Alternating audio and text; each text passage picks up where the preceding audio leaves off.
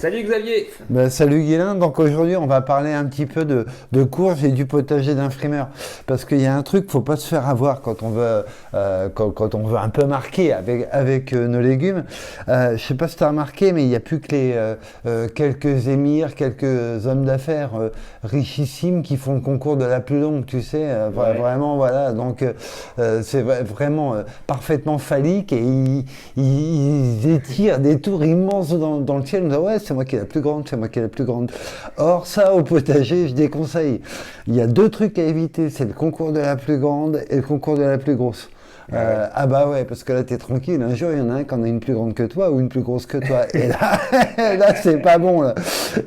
On pourrait jouer, hein. Voilà, là j'ai Musquet de Provence, celle-là est de calibre tout à fait moyen pour avoir beaucoup plus gros.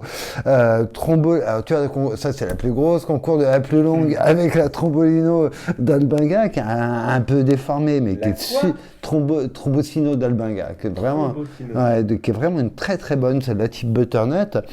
Mais voilà, hop, je les écarte parce que ça, c'est risqué. Chaque fois, on se fait avoir en fait. Donc, voilà, soyons clairs, nous on tente le concours de la plus petite. Voilà. Et j'en ai amené deux petites. La personne va se moquer. Elles sont comme ça. Elles n'ont pas fini de grandir ou... Si, elles ont fini de grandir. On le voit au pédoncule, hein, des pédoncules sèches. Donc, une pomme d'or et une Jack B. Little. Et en plus, elles sont intéressantes parce que c'est vraiment, à mon avis, très caractéristique de nos légumes. C'est-à-dire qu'on a des légumes à saveur, des légumes à texture. Il y a des légumes qui n'ont pas beaucoup de goût. Et alors, c'est pas grave. Quand on me dit la courge spaghetti, elle n'a pas de goût. Bah non, mais les spaghettis non plus, hein, de toute façon. Donc la pomme d'or n'a pas vraiment de saveur. Par contre, c'est vraiment génial à faire farci. C'est vraiment un régal et on la farci qu'avec les choses qu'on aime. L'autre qui est super bonne, là par contre, ça c'est pas une texture, c'est une saveur. C'est Jack B. Little. Donc pour ceux qui aiment les courges à goût de châtaigne, c'est vrai qu'elle est tout à fait étonnante, super simple à préparer. Il suffit juste de la laver, de la couper en quatre, on enlève les graines à l'intérieur et on met ça dans un plat au four avec, alors on peut le mettre avec de la viande, du poisson pour ceux qui en mangent et d'autres légumes avec des pommes de terre, ça rôtit dans le four à peu près au même tempo qu'une pomme de terre.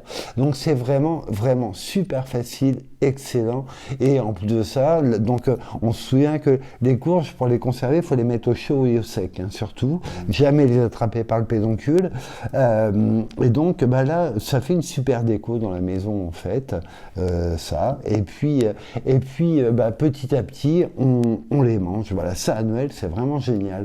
C'est vraiment très très bon. Juste un truc, et on reviendra dessus. Donc là, on va se réjouir des fêtes. On va pas charger sur les infos.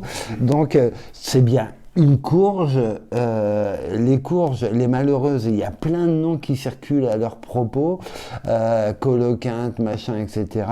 On reviendra dessus rapidement. Donc c'est une courge parfaitement alimentaire, c'est pas du tout une ornementale. Pour ceux qui en auraient chez eux croyant avoir acheté une courge ornementale, surtout goûtez-les, elles sont super bonnes. Il n'y a pas de risque de confusion avec une coloquinte qui ressemblerait? Alors déjà si tu emploies le mot coloquinte, tu vas me fâcher ton rouge.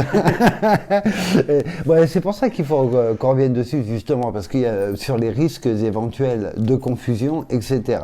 Donc non, ce n'est pas une coloquinte fausse. Voilà, qui est son vrai nom. Bon, en attendant, continuons la frime. Je vous souhaite des super fêtes à tous, puis super fêtes à toi, Guilain, et on rattaque à la rentrée justement sur les courges, parce qu'il faut surtout pas changer une équipe qui gagne. Et avec plaisir. Donc le livre est toujours dispo partout sur Terre Vivante. Et puis dans les bonnes librairies. Et puis joyeux Noël alors. Ouais, ça marche, avec plaisir. Ciao.